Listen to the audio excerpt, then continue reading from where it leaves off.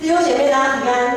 平安。今天是代降节第2主日，好，我们讲到等待啊，代降就是等待嘛，等待些什么东西这样，一个等待的时刻。等待，我想对大家来讲是好事还是不好的事？我记得应该不是我啊，我觉得这个跟年纪没有关系哈，就是在几年前还没有台北等公车的那个 APP 的时候，等公车就是你要坐公车怎么办？就去公车站嘛，等嘛，对不对？看他什么时候来就只好认份的在那边等，对不对？好，那去大医院看病的时候也是等嘛，就等那个灯号跳到你的时候你就进去这样。就是大家很认真，等多久就等多久。可是现在不一样啊，科技进步，那个有 APP 之后，我要等这班公车，还有2分钟再来的时候，我才冲出去。就是可以要算得很精准，刚刚好。我1分钟我都不想多等这样子。那看病也是，大医院现在也是有那个，就是它的网站可以去查询说，现在看到几号了哈，有差不多的时候再过去看病就好了。就时间算得好好的，可是在这样子的一个节奏当中，当然没有什么不好啦。牧师并不是说为了要练习等待从现在开始，我们每个人呢坐公车如果来10分钟之前，你就坐在公车里面慢慢等，好，然后呢医院呢，反正医生开始看诊的时候呢，你就可以开始到诊间候诊室在那等来训练等待的功夫。这也不需要这个样子啦，只是在这样子节奏快速的这样子的一个时代，在我们现在这样子的环境，可能会不知不觉养成我们做礼拜，或者是参加聚会，我们也会算得准的，准点到，然后做礼拜，我们就渐渐的失去让自己可以把心安静下来。其实我觉得我们真的有很大的进步空间，牧师真的很希望大家能够至少可以提前个10分钟来。你说牧师提前10分钟来干嘛？好无聊又不能说在等公车或者是等看病的时候，手机拿出来玩一玩啊什么的。既然来做礼拜嘛，当然手机先放一边，那我要干嘛？你可以祷告啊。你可以聊天啊，跟谁聊天？跟上帝聊天啊。然后你也可以为牧师、为敬拜团、为司会、为所有服侍人祷告。牧师真的很需要祷告牧师真的很需要大家为我祷告。其他人我相信他们也很需要，你们为他们祷告这样子，真的很需要。早来一定会有事情给你做的，不会没有事做，绝对不会没有事做。因为我想，当我们去看演唱会也好，或者是看什么球赛，任何的表演性的节目都好，我们绝对不会时间准点刚好到，你才会到那个现场吧？好，或许有这样子的人，但是我相信这样子的比例不高。但是为什么反观我们却不会用这样子，甚至于比听演唱会、看表演、看球赛的那样子更主动的这样子的态度来参与礼拜，来跟上帝面对面呢？好，我们来见的是上帝啊，我们来见的是上帝。所以这样子的时间的这样子的环境，这样子的现代快速的环境，时间考验着我们生活的态度，也考验我们信仰的态度。今天的马拉基书它的写作的背景是在以色列，他们这个国家被灭亡，然后呢，以色列人他们被抓到巴比伦去，他们被掳之后，大概70年左右的时间，他们有一群人又回到耶路撒冷，重建圣殿，重新恢复敬拜的生活。他们禁食祷告、悔改认罪，带动一波在信仰上复兴的浪潮。但是日子一久，时间果然是一个考验。日子一久，原本是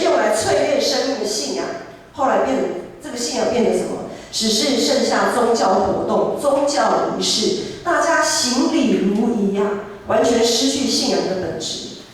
特别在马拉基书第2章的第7节到第9节，我来读一下。祭司的他这边说，祭司的嘴里当存知识，人也当由他口中寻求律法，因为他是万军之耶和华的使者。你们也就是这些祭司啦，指这些祭司，但是呢，这些祭司却偏离正道，使许多人在律法上跌倒。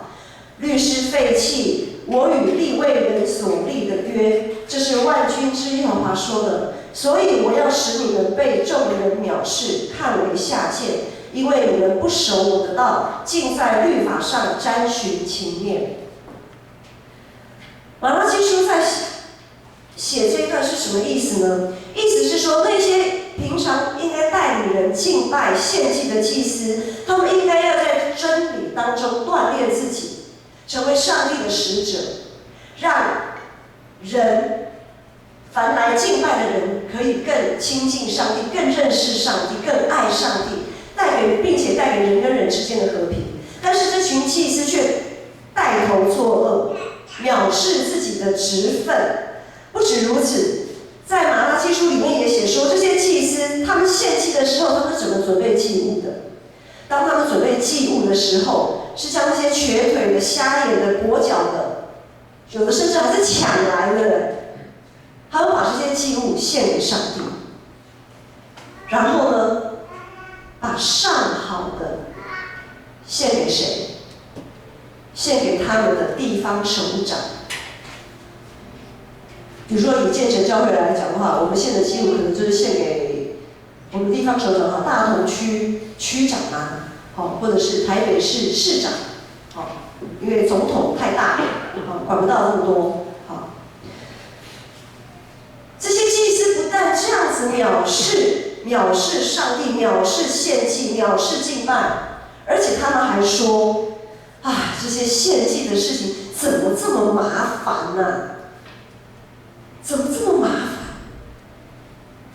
今天的经文，我们放到今天的经文那里，第1节跟第2节，我们一起来念一下。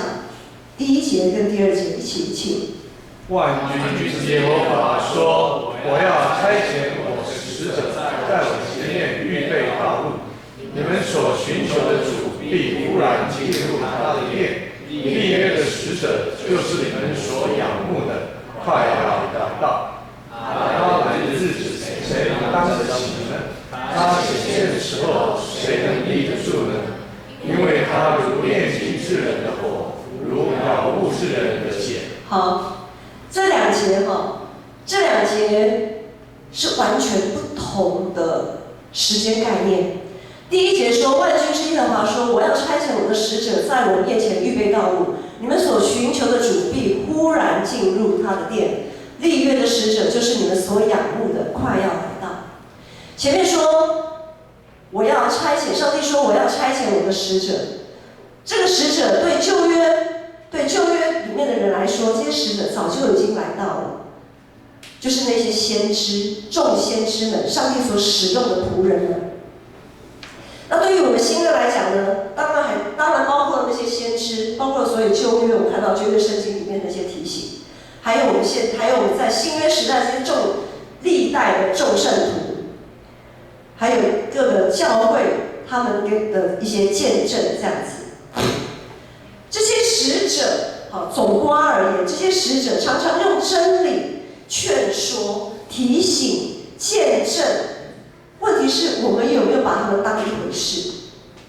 我们有预备好自己的生命来承接主耶稣基督，成为义的器皿？我们有确信自己是蒙主、蒙爱的子民吗？我们有坚定要在基督里过一个新生活吗？我们有在自己的黑暗中看见光吗？到这里，其实在第1节里所讲的立约，然后他说立约的使者，你们所寻求的主必忽然进入他的殿。立约的使者就是你们所仰慕的，快要来到。这个我们所寻求的主，立约的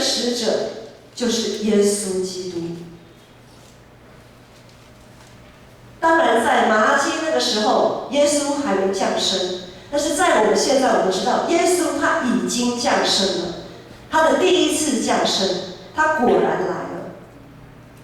然后呢，第2节说，他来的日子，谁能当得起呢？他显现的时候，谁能立得住呢？这里讲的他来的日子，这个日子指的并不是第一次降生的那个日子，而是指周末最后基督再临的那个时候的审判的那个日子。好，在耶稣第一次的降临，就是我们平常往年历年来都在过的圣诞节。耶稣第一次的降临，到耶稣再次的来临审判，在这么长的时间当中，因为也过了2000多年了，对不对？耶稣第一次的道成肉身降临是在2000多年前，然后我们现在是2019年，马上就2020年了，他还没有来。在这么漫长的等待的时间过程当中，每年都在过代降节。弟兄姐妹，我们真的有期盼基督再来吗？我们真的有期盼吗？其实很多时候我们要说，好家在耶稣基督还没来耶，因为在2000多年教会的历史告诉我们，许许多多的乱象不断的发生。比如说以宗教之名发生的战争跟掠夺，许多以宗教之名发生的敛财还有淫乱，许多教会的领袖藐视自己身为上帝使者的身份，非但没有带给当地的和平，没有带来与神与人的和好，还将信徒所献的祭物中饱私囊。这些事情不是过去式，是过去式，但是它还是现在式，也是现在进行式，甚至于可以想说是未来式。整个教会历史告诉我们，时间信仰真的很难，为什么这么难经得起时间的考验？当然，在这样子的乱象里面，16世纪，在16世纪的时候，有个神学家马丁路德，他发起了宗教改革，将基督教带向了一波新的属灵复兴的浪潮。所以，天主教是我们基督教的母亲，因为基督教就是从天主教。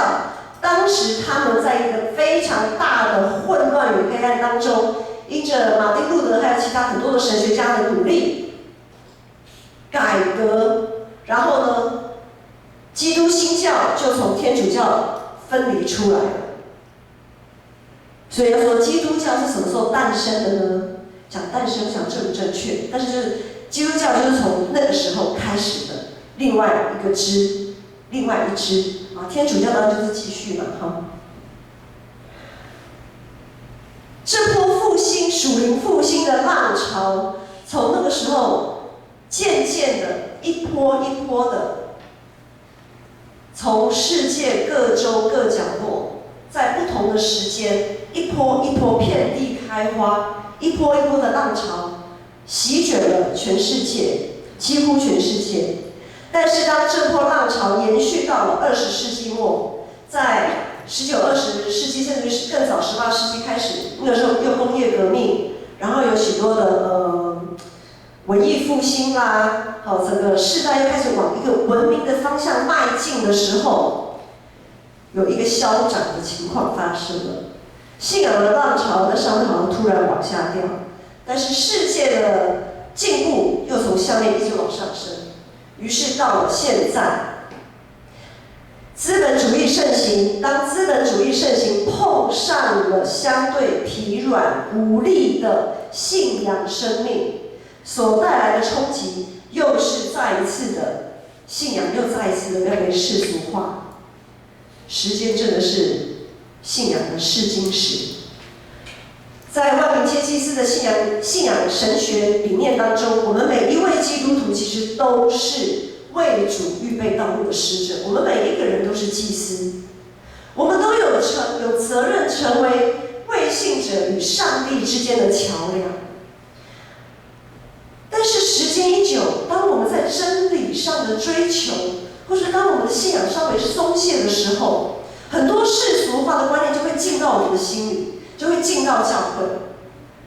可是往往在这样的情况下，我们会不自知啊，就像我刚刚说的时间的影响。很多时候，我觉得我们不需要花那么多时间等公车、等看病、等什么。这样子的习惯会不知不觉的让我们参加聚会也是，我都不想等，我刚好到就好了。我礼拜的时候，我能刚好到就不错了，迟到一下无所谓啊，反正现在上课迟到也不稀奇了，上班迟到好吧，扣个钱嘛，不然老板能拿我怎么样？不然我走路嘛，我换个工作嘛，对不对？没有错，在世俗上没错，你可以按着你的喜欢跟不喜欢，你可以去决定你怎么去看待时间的观念。但是在这样子的一个观念会吞吃我们在信仰上的态度。好，所以呢，当教会世俗化的时候，会发生什么样的事情？我举几个例子，比如说以牧者来讲好了，牧者是负责传授真理，用真理带领教会，这是身为牧者的一个职分，也是最重要的一个职分，因为这个职分是在教会的体系里面来讲是不太有人可以取代的。但是教会信仰、教会的世俗化会导致牧者在教导的时候要懂得看人情面。就好像在外面呢，你在跟同事讲什么的时候，建议什么时候，你难道不用看一下脸色吗？你跟老板说一些什么时候，难道不用看老板的脸色吗？好，啊，如果你把那种看脸色的这样子的一种文化有带到教会来的时候，哇，那牧师教导你要看人脸色哎。如果今天说的太重，而且还不能得罪小会员哦，得罪长老、牧师，你就知道。好，下次牧师这些长老们就会告诉你，牧师，你教的有点，你讲的话太不好听了，好，我们听得不舒服。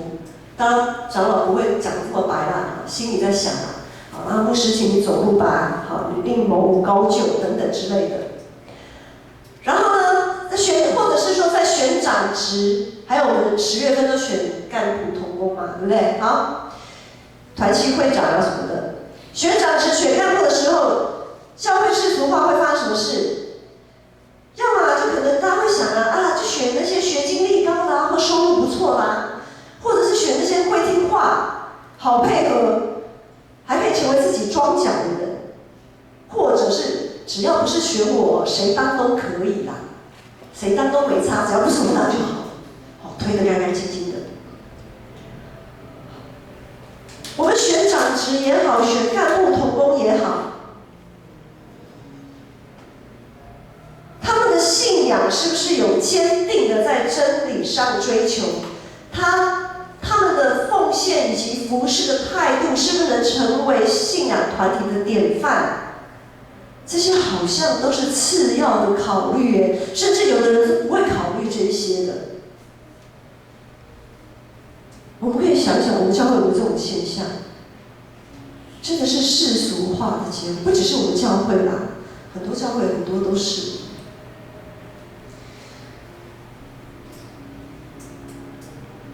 这是个结构性的，我们讲说结构性的犯罪，因为你不能说我选出来的会长啊，反正你某某人当会长，啊，这个会长做不好啊，到时候那个会长负责任啊，有什么事找他就对了啦。你们真的以为基督再来的时候只会找那个会长的麻烦吗？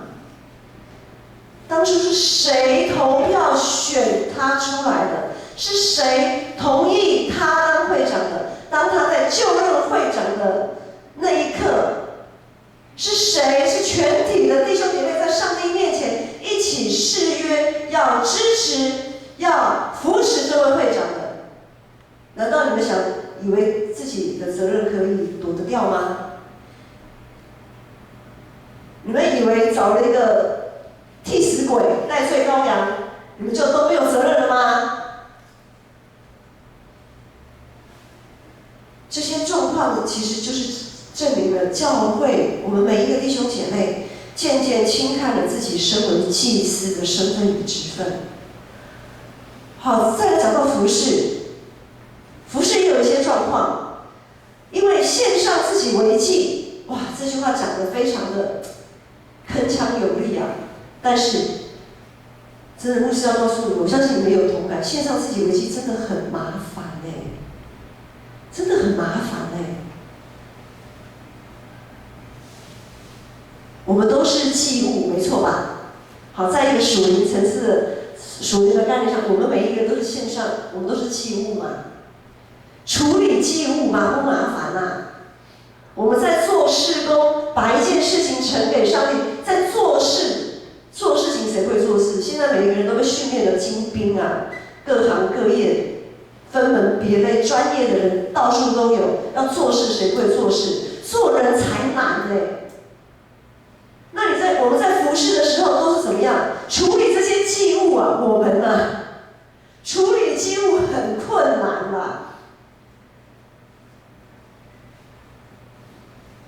因为我们在团契在一起同工服事的时候，总是会碰到一群志不同道不合的人，怎么办？没办法我就没办法，就分配跟他一起同工同一个团契倒霉好，当一群不情愿的人聚在一起同工的时候，就像一群瘸腿的人没有办法同行，又像是有一群人好像被硬拉进来的，不甘不愿的，又像一群不情愿的人，根本一点毫无真心又像一群生病的人一样，常常找理由推辞、迟到、早退，甚至于缺席，更像是一群瞎眼的人，看不见上帝的呼召跟作为。然后我们就会像马拉基书里面写的那些向上帝埋怨的祭司说，这些献祭的事怎么这么麻烦呢？这些人怎么那么难处理呢？我还要忍受某某人多久上帝到底在干嘛？现在待降节，我们在等待什么？牧师不想再泼你们冷水了，但是细细想起来，真的是，还是那句话，好险耶稣现在还没有要再来呢。讲一讲，真的我们还没准备好，我们还陷落在那样子的软弱跟那个犯罪，然后又不自知自己犯罪的那个情况当中。好，现在我们在过待降节，我们在等待什么？今天如果是座谈会，我真的很想问你们，在等待什么？学生可能期待老师或同学的肯定，或者是期待赶快放寒假。好，那上班的人呢？等待什么？期待主管的肯定嘛。年终要到了，我期待我的那个年终奖金高一点，或是期待明年可不可以加个薪，好，或是期待有更好的工作机会把我挖角挖过去。我们是在等着被肯定呢，还是等着有什么好事在发生？我们在期待什么？在马拉基书里面的这个大黑暗当中刚刚讲到马拉基书，它是写在一个很黑暗的一个背景当中。先知又这样说，第3章的今天的经文2的第3节、第4节，3到4节，我们一起再来读一下来，请。他必坐下如炼净银子的，必洁净利未人，熬炼他们像金银一样，他们就以公义献公物给耶和华。那时犹大和耶路撒冷所献的公物，必蒙耶和华悦纳，仿佛古时之日，上古之年。好，这个时间点呢，又回到刚刚讲说第2节，第2节表示属于在基督再临的那个时间点。好，3、4节呢，这个时间点又回到回到了马拉基书那个时候的时间点，就是耶稣基督第一次还没有道成肉身降临的时候，不是只有马拉基在预言耶稣的来临，众先知都有预言这个真光即将降临啊。立约的使者就是弥赛亚，耶稣基督快要来到，那些坐在死荫里的百姓要看见大光，那些在逼迫中忍耐等候的百姓终将得救，他们要从那被扭曲的真理当中得到释放，从世俗的那种阶级意识当中得到自由。得不到怜悯的会得到怜悯，得不到公平正义的，他们终将得到该有的报偿。始终觉得自己是被咒诅的那些人，他们也会从这个咒诅当中重新被祝福。如今他们衷心所期盼的弥赛亚耶稣基督果然已经降临，这是2000年前，一群坐在死荫里被人遗忘、被人鄙视的百姓，他们果然看见了真光。耶稣第一次为爱降临，他亲自医治他们，接纳他们，为他们伸冤辩屈，用真理引导他们，把他们引到上帝爱的怀抱里。如今我们也是一样，耶稣已经来了，在耶稣基督的接纳里面，我们看见自己生命的价值，找到自己生命的源头。弟兄姐妹们，我们在期待什么呢？当我们在教会这么漫长等待的时间过程当中，在我们的生活这么漫长的等待过程当中，可能我们都等不到该想要的，可能我们始终等不到老师的肯定，始终得不到主管的赏赐，我们始终得不到父母的拥抱。很多时候，我们的等待都落空。但是在耶稣基督里，等待耶稣绝对不会让你们落空，因为耶稣已经来，他已经在你的生命当中了。我们所有的好处都不在他以外。所以当我们觉得很气馁、很上次说上帝啊，你到底在哪里？你到底在做什么的时候，要晓得耶稣已经在你心中了，他已经在你的生命当中了。他没有在天边那么远，他就在你里面，而且他已经有所作为了，他已经有所作为了。因为我们要知道，我们是一群蒙恩的罪人啊，我们是一群蒙恩的罪人，特别是当我们立志在真理中成长，愿意为主做工、做见证的时候，我们所受到的难处绝对不会减少，绝对不会减少的。因为耶稣说，为义受逼迫的人是有福的。我们既然成为上帝的儿女，我们就一定会不断经历十字架上的痛苦，我们就一定会为了所有的人，我刚刚讲处理祭物的这些事情，不管是教会内，还是为了我们要邀请我们的福音朋友，让我们成为他们跟上帝之间的桥梁，我们一定会受很多的试炼与煎熬。然而每一次在真理中的服事跟献祭，都是我们可以被炼净的机会。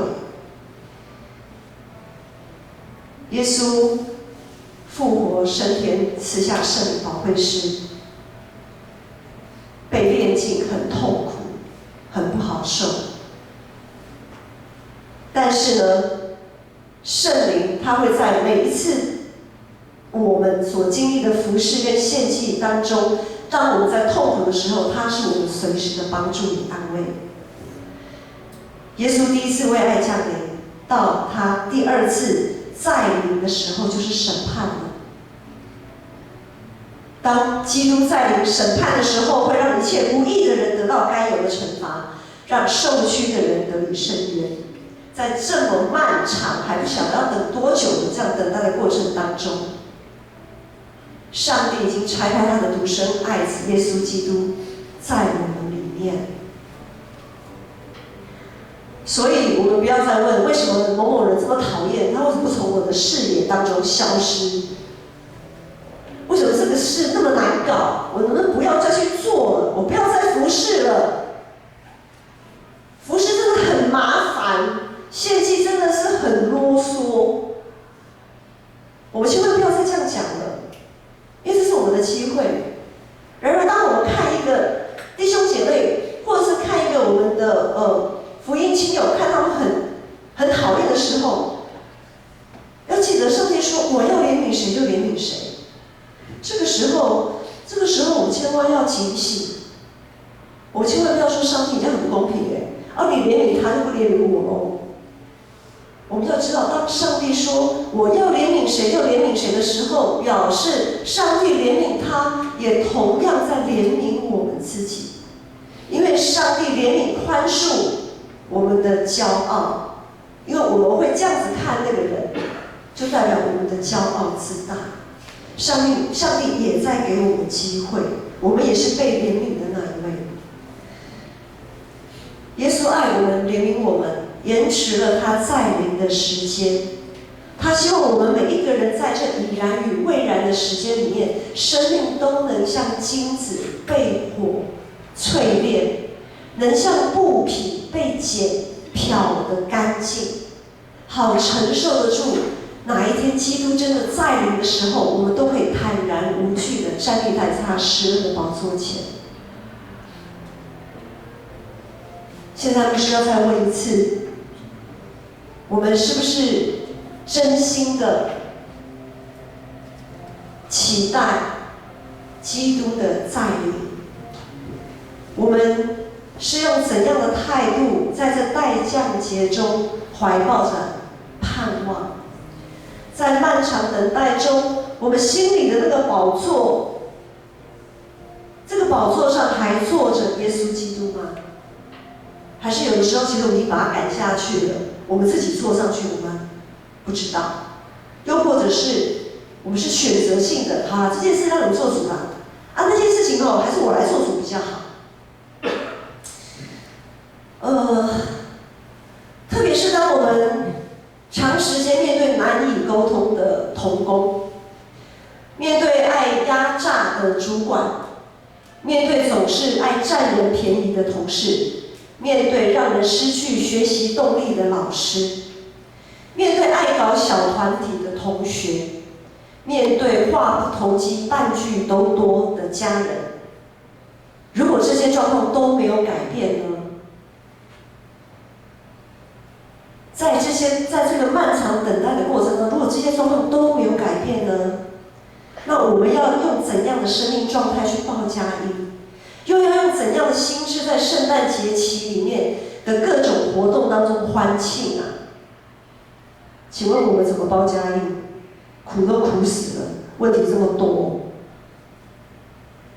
然后我们在开心什么？开心什么？刚刚讲的这些事情。同学啊、同事啊、老师啊、主管啊、家人啊、朋友啊，让你可以的事情太多了。我们在开心什么？在这个圣诞节待降节期当中，我们是在开心欢庆、五光十色、昙花一现的舞台效果吗？还是要欢庆，在这么漫长等待，在准备这些活动当中，我们在处理祭物的过程当中，我们的生命可以一次再一次的被淬炼，我们的信仰可以一次比一次更坚定。我们应该庆贺的是后者吧？舞台效果，节目真的最多几个小时就过去了。但是牧师不是说那个不重要，重要的是背后它是怎么形成的。你们花了这么多礼拜，花了那么多时间预备的，在这个预备过程当中受了这么多的辛酸，有些人心里真的还蛮心酸的啦。因为有些同工真的不怎么好配合，你怎么忍耐等候？你怎么看待这样的事情？我们怎么看待这样的事情？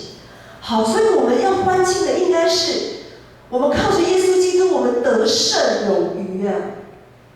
在这个过程当中，即便许多不愉快的事情一次又一次、一次又一次的发生，很多时候可能会觉得说，哦，这献祭真的很麻烦，我决定我明年我不要再演戏了，我不要再唱歌了，我不要再跳舞了。如果今天我们可以靠着耶稣胜过这一切，那么这是我们真的应该欢庆的事情。服事与献祭的时间一久，等待的时间一久，在我们的心里到底产生了怎样的变化？弟兄姐妹们，牧师真的非常的期盼，牧师真的非常的期盼，我们每一个人都能在待将节期，在我们所过的每一天，当我们在等候基督再临的时候，我们是怀抱着盼望，而不是怀抱着恐惧的。耶稣基督已经来到，他在我们的生命里面，他给我们力量，可以胜过这一切，胜过一切的在服事献祭当中不断的被锻炼的那个过程，胜过一切在你漫长等待当中所有的失落与失望。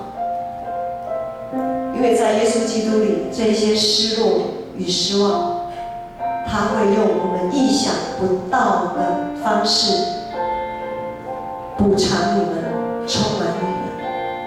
主的恩典真的是不只是数算不尽，而且是让我们无法想象，是我们眼未曾看见，耳未曾听见的。我们一起起立来唱这首诗歌。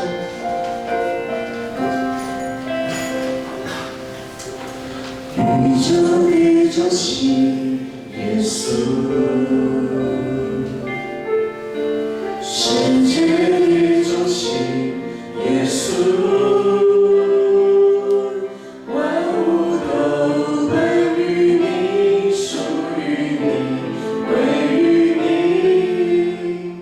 你是荣耀君王，我们欢迎。君王降临。